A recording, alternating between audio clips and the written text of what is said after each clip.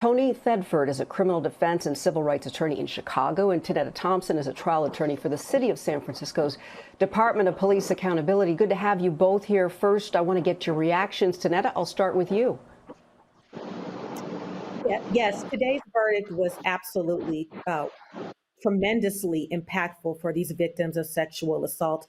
What it did was show that these victims, even though they had to relive this horrendous act that spanned decades, that they did not relive this horrendous act in vain, and that it was for something, and that justice has finally been served for these young, mainly Black women and men who were victims of R. Kelly's sexual predatory crimes.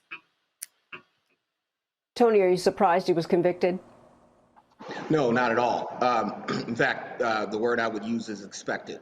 When I was on before, we talked about the likelihood that he would be convicted based on the massive amount of evidence that the government presented in this case, as well as more than 50 witnesses. When you counter that with the response by the defense, which was weak at best and obviously ineffective, this was expected. So I'm not surprised at all.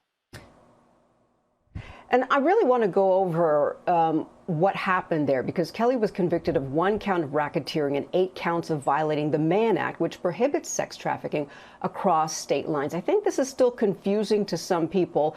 I want you to briefly explain to our viewers what racketeering is and why Kelly was charged with racketeering rather than rape or sexual assault, because that's really what people have been hearing about all these years. Is he's been accused of molesting young girls, sexual harassment, the list goes on.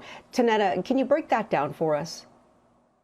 Yes, what the racketeering does, it allows prosecutors to bring, or federal prosecutors to bring in acts that may have reached the statute of limits, let's say in rape or sexual abuse that you may have in the federal statute. And it allows them to bring these crimes and use this evidence, all like multiple witnesses as they have, just like if you see, like with the mob or anything like that, you've seen that what racketeering is. And what he did was he used that, he transported these victims to commit these sexual acts, and that in turn was the quote unquote criminal enterprise.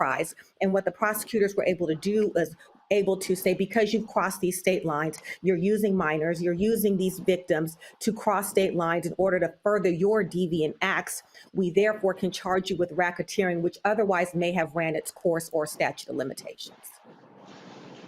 So that's what it took to get R. Kelly. Well, Tony, you never represented Kelly, but you did work closely with attorneys in Chicago who did.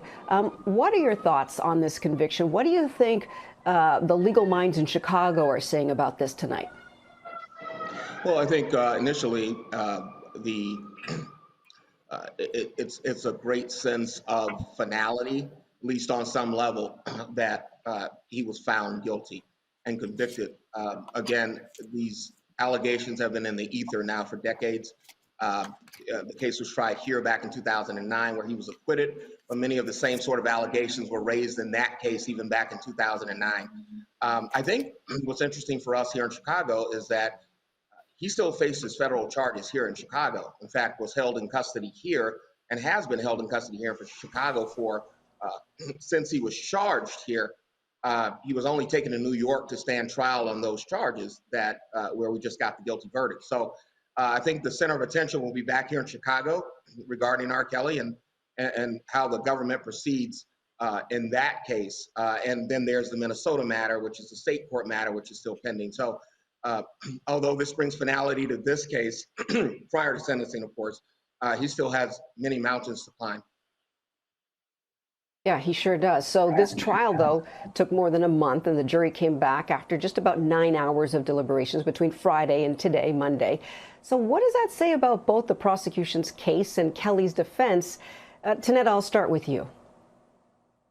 Yes, as I stated last week, what it says about the prosecution is they absolutely met their burdens and fulfilled every element of the crime that they presented to the jury. They took all of that evidence, 45 witnesses, 5.5 weeks of testimony. And what they did was they told the jury exactly how the evidence applied, how to apply it, and here are the jury instructions on how to apply it. And what that did was tell the jury, look, this was not as complicated as we saw.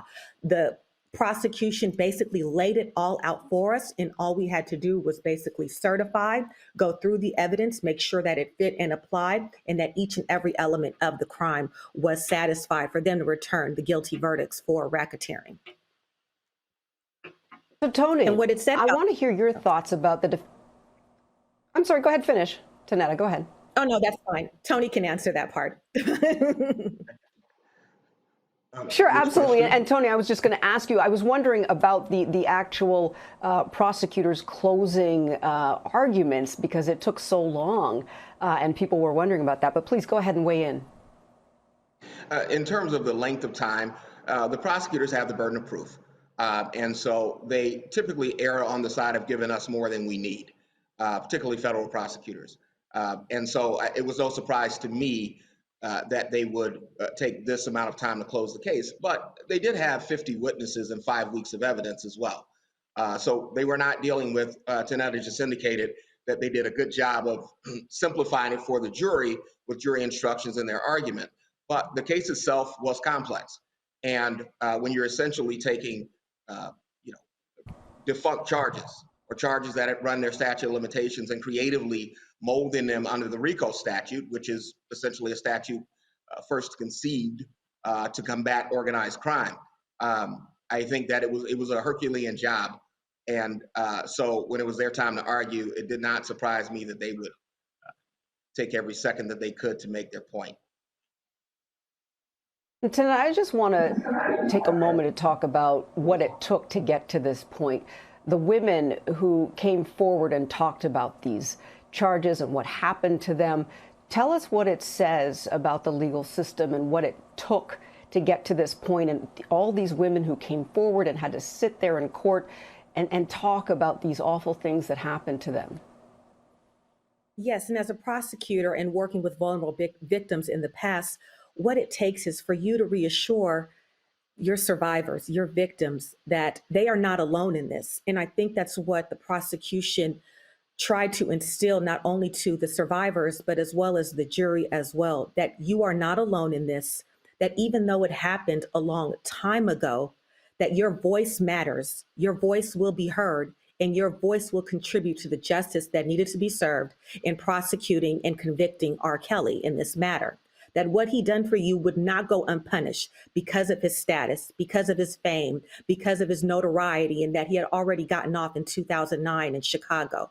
That was not going to be swept under the rug, what you went through, and that what your instance, that what you went through with him actually mattered, that your voice counted, and that you would be heard in court, and that it would not be in vain, and that you as a survivor do have a voice, and that you should not fear coming to court, testifying, and even reliving it, because not only will it help you in the long run to get over this trauma, but you are helping other young women who may feel that they cannot go out there, or young men who cannot speak or are afraid of because of celebrity status, that this is your time to make your voice heard, and that it is not going to be, it's nothing to be ashamed of, that this not only happened to you, but dozens of other victims, and that this, again, would not go in vain. And so I applaud the victims and the survivors in this matter, because it's very hard to relive such a traumatic instance in your life, and to do that before the public eye and before a jury who does not know you, and to go through these sexual exploits that R. Kelly took you on is absolutely courageous. And these victims and survivors need to be applauded. And it goes and it shows that across the nation that, you know, your voice will matter, especially our young Black men and women, that we don't have to be scared of the system, that it can work for you. All right, we have so much more to talk about. I want to take a pause here, but thank you, criminal defense attorney Tony Thedford and trial attorney Tanetta Thompson. We're going to hear more from you later on.